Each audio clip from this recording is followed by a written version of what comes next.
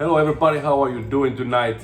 When a channel called I Wash My Butt, Not My Records, aka Sean, puts a video up called Boot-a-licious, you got doctor's attention.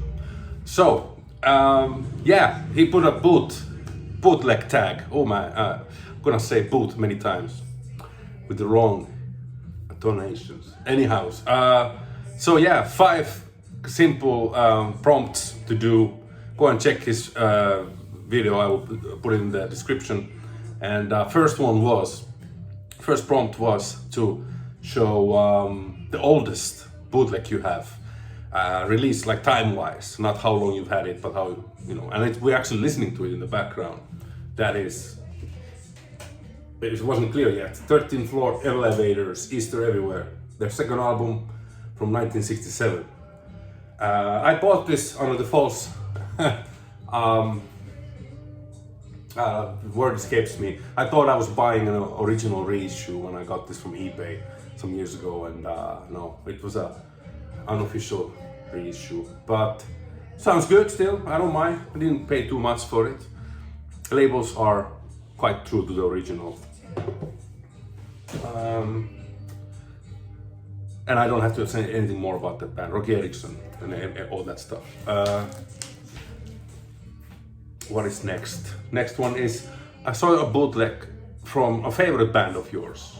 Well, there's a few, so I went with the easy, obvious route, and that is Husker Du's live at Camden Palace in London, 14th May 1985. There's a quite famous VHS of this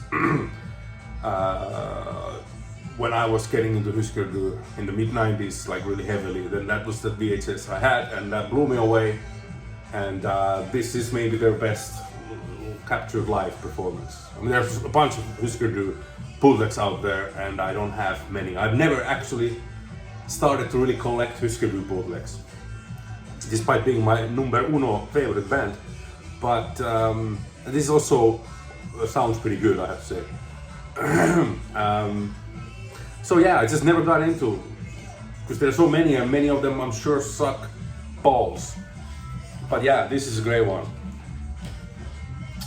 And then, of course, the opposite, the worst sounding bootleg. This is a very recent purchase. This is Africa Core, 10 South African bands, punk rock bands, and I was very interested when I saw this, so I pre-ordered it from Scarecrow Records here, and a handful of great songs.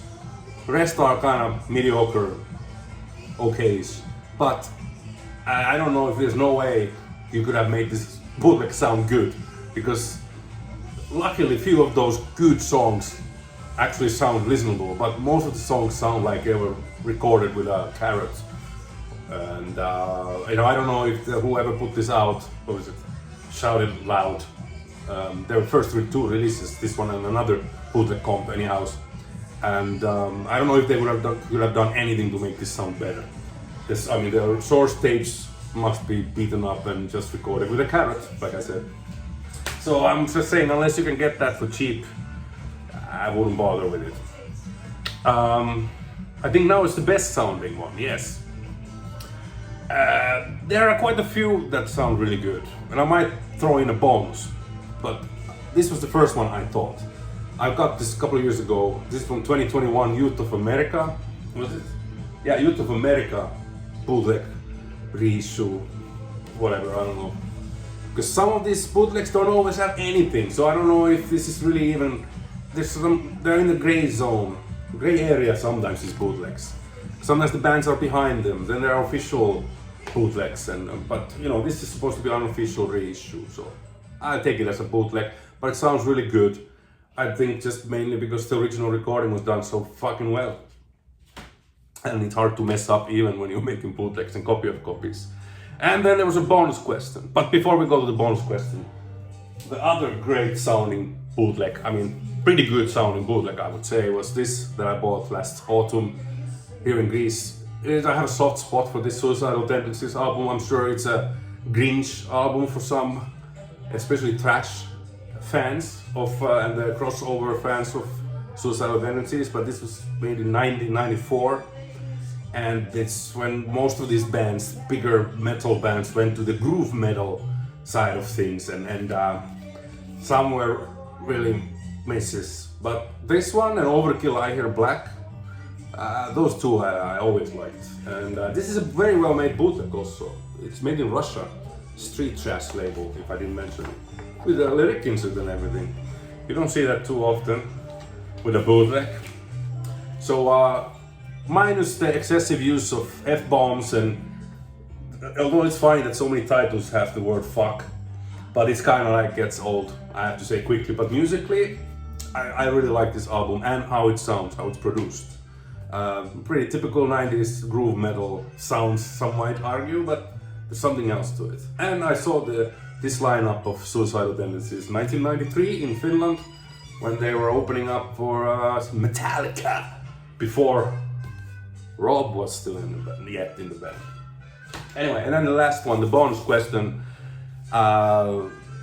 It's, you know, it's free reign, I guess, the genre here, but Sean said to pick a punk record, bootleg, or whatever genre. So I decided to go to punk adjacent pick. And if you are a follower of my Instagram, you have seen this here.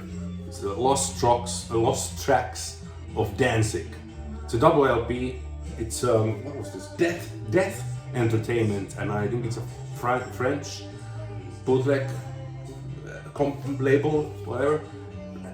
Good, sturdy, gatefold, well done package. A little bit dark, hard to read the fonts, the song titles, but this captures partly.